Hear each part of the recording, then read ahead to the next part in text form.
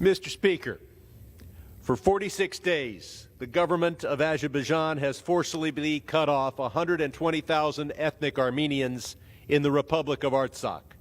They're cut off from the outside world. Food has become scarce. They have to ration and even basic items. Diapers and medicine supplies have become so low that Facebook pages are opening where residents are trying to find these items from their neighbors. Residents are separated from their families on the other side of the border in Armenia, including children who have been attending school or visiting families. Azerbaijan has even gone so far as to cut off natural gas during the depth of winter. A humanitarian crisis is brewing, and we should act to prevent it. Let's be clear about what this attempt is. It's an attempt by Azerbaijan to force Artsakh's ethnic Armenian population out of their homes by making life in Artsakh impossible. The tactic is blockade. The effect is civilian deprivation. The object is ethnic cleansing. But don't take my word for it. Listen to Azerbaijani dictator Aliyev, who made his intentions clear when this blockade unfolded by saying, whoever does not want to become a citizen can leave. What does he mean?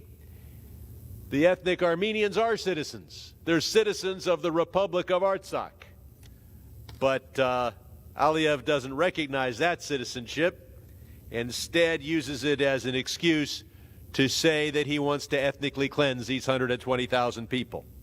I'm glad that Secretary Blinken earlier this week called on President Aliyev to end this blockade.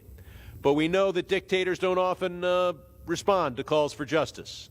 I urge the administration to put real weight behind these calls by making it clear that there will be consequences to Azerbaijan by plunging the people of Artsakh into this humanitarian disaster, including sanctions, if necessary. The administration should enforce Section 907 to stop all military assistance to Azerbaijan and to provide critical humanitarian aid to the people of Artsakh, actions that are long overdue.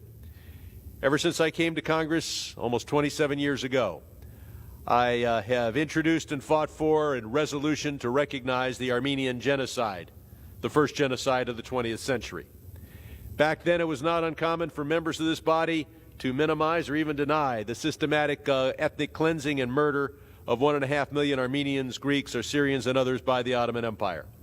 But Armenian Americans and their allies did not give up. For decades, they spoke truth to power and turned the political tide until the Armenian genocide was recognized by this House and then by President Biden. It may have taken longer, but we got there. This is a painful moment for the Armenian community.